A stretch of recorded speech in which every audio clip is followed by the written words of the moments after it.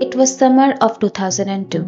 I was fresh out of college and just got my first break in a small realtor agency. It was a bit away from my then residence, but the money was good, so I decided to move. After spending hours looking for a place in my budget, I finally found a nice little apartment. The rent was cheap because it would be a shared deal. I wasn't opposed to having a male flatmate, but I also wasn't very thrilled.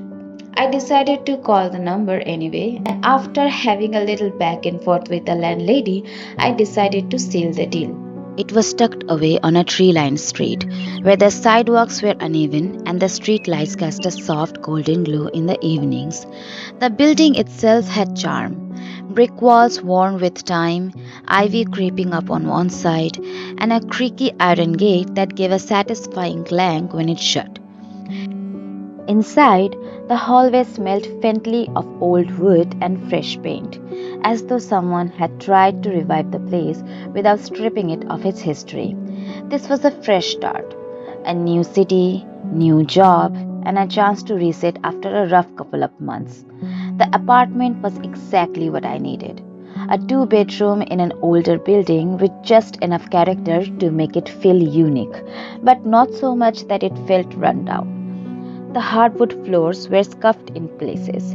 The plaster walls showed faint cracks, and the radiators clanked sporadically, but it felt warm, lived in.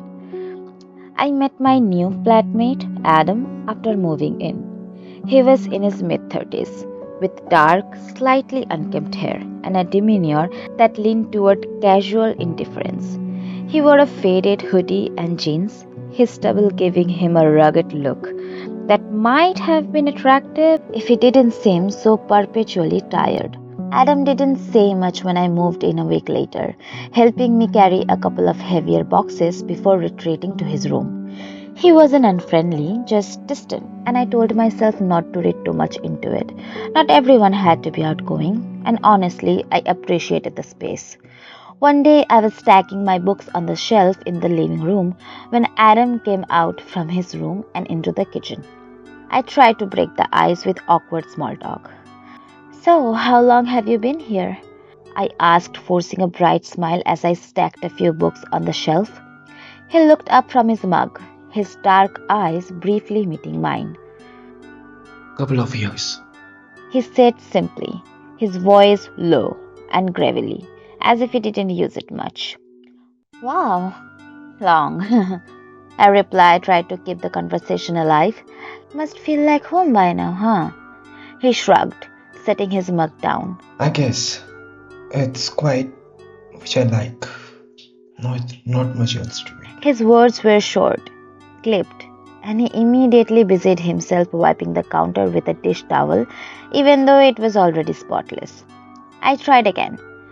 "Well, I'm glad I found a place. The rental market is brutal right now. Feels like I got lucky finding the spot." Lucky. He echoed almost to himself. "So, do you work nearby or?" I began to ask when he suddenly left the room and locked himself in his bedroom. I was perplexed for a second due to his sudden departure. Was I being too invasive? Maybe he likes to keep to himself. I didn't think much about it, but I should have. That first night, after a long day of unpacking, I was bone tired. I decided to sleep early as it was a Sunday night and I had to leave for work pretty early in the morning. I tucked myself under my comforter and closed my eyes. The day had been a whirlwind, but the quiet now was a relief. The faint hum of the radiator and the muffled sound of distant traffic lulled me towards sleep. I suddenly woke up to a soft scratching sound.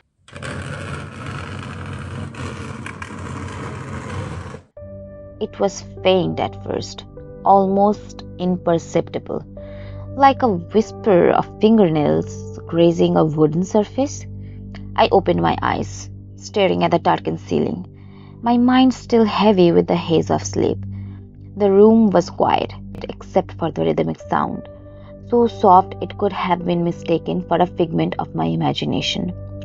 I held my breath, listening. My pulse thudded in my ears as the sound grew more distant.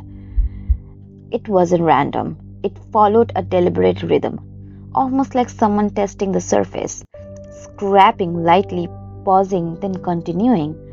My chest tightened. As I turned my head slightly toward the wall behind my bed, the source of the noise was found. Might be the rats, I thought to myself. Old buildings had courts, didn't they?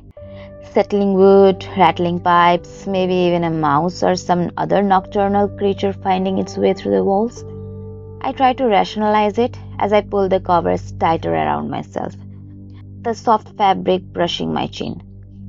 I closed my eyes, willing the sound away, but it persisted, steady, unyielding. Eventually, exhaustion won out, and I fell asleep after some time. The next morning, sunlight spilled through the curtains, chasing away the unease that had wrapped itself around me the night before. I made my way to the kitchen, the smell of freshly brewed coffee filling the air as I poured myself a mug. A gentle tap on the kitchen island made me jump. Adam appeared in the kitchen, his usual bleary-eyed self, his hair still messy from sleep. He gave me a small nod of acknowledgement, poured himself a mug of coffee, and slid onto the stool next to me at the kitchen table. I studied him for a moment as he sipped his coffee. He looked as tired as I felt, but there was something off about his demeanor. He seemed distracted, his gaze fixed somewhere on the countertop, fingers drumming softly against the mug. "Hey, Adam, did you hear anything weird last night?" I asked, keeping my tone light, though my heart picked up his pace. He paused mid-sip, his brow furrowing slightly. Weird how? He asked, not looking up. Like scratching sounds coming from the walls. I tried to laugh it off, hoping to sound casual. Probably just mice or something, but it was loud enough to keep me up for a while. His reaction was subtle but noticeable. His fingers stopped drumming, and his jaw tightened. He set his mug down, his movements slow, deliberate. Scratching sounds? He repeated, his voice flat. "Yeah," I said, watching him closely from the walls behind my bed. "It went on for a while. I thought maybe you might have heard it too." Adam finally looked at me, his expression unreadable. No. He said after a bit, shaking his head. Didn't hear anything. I decided to leave the topic and started to get ready for the day ahead.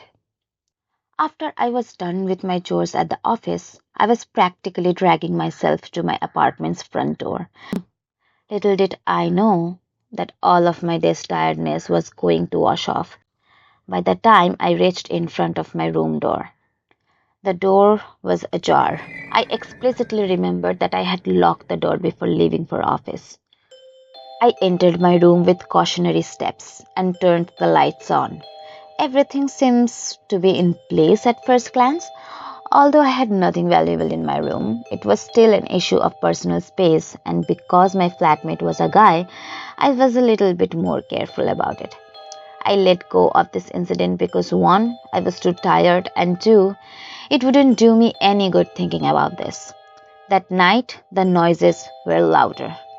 This time I sat straight on my bed and turned my bedside lamp on. I scanned through the room.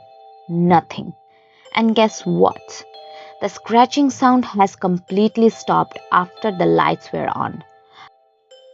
I got out of bed and started to physically inspect my room. I found nothing. No rats whatsoever, not even a bug. I went to the kitchen to drink some water, and just as I was passing Adam's room, I saw that his door was slightly ajar, and upon giving it a good look, I saw Adam just standing there in the dark looking through the creak like a horror movie scene. I gave out a loud scream just as he widely opened the door and came out in the dimly lit hallway. "Adam, what the hell are you doing?" I gasped, my heart pounding in my chest as I staggered back, still shaking from the scare. Adam didn't say anything at first. His expression were blank, but his eyes, there was something off about them, almost as if he wasn't really seeing me. "Adam?" I tried again, this time my voice trembling, trying to make sense of the situation. "Are you okay?" He blinked, as though snapping out of a trance, and finally his face softened. Yeah, I'm fine. Just spaced out, I guess. I stood there for a second, trying to steady my breathing. Adam turned around and closed his door with a loud bang. It was too late at night for all of this, I thought, and went to bed after having my glass of water. Luckily, nothing happened after that. The next day, I was home alone, and after coming from work, I thought of decorating my new room like one of those Pinterest bedroom ideas. I went at it and was almost finished when I suddenly heard a beeping sound coming from Adam's room next door. It was not that loud, but was loud enough for me to distract from what I was doing. I went outside of my room and tried to peek through Adam's closed bedroom door when I realized that he had forgotten to lock his door. Now, I knew it wasn't exactly right for me to do, but after all the odd things I'd been experiencing, especially his strange behavior, I couldn't help it. My curiosity got the best of me. I hesitated for a moment. Then, against my better judgment, I slowly pushed the door open. What I saw made my stomach drop. The room was dimly lit, but what caught my eye immediately was the desk. Adam's computer screen was glowing brightly, and on it was a live feed. I leaned in closer, my heart thudding in my chest, as I realized with horror that the feed was showing my room. The camera angle was a little off, but there was no mistaking it. It was my room, the same room I had been decorating just moments ago. I stood there, frozen, my blood running cold. I stepped further into the room, trying to keep my breathing quiet. That's when I noticed it. Tiny holes in the walls scattered along the edges where the drywall met the ceiling. They were too neat to be an accident, and as my gaze followed the holes, I realized they all led to one single spot.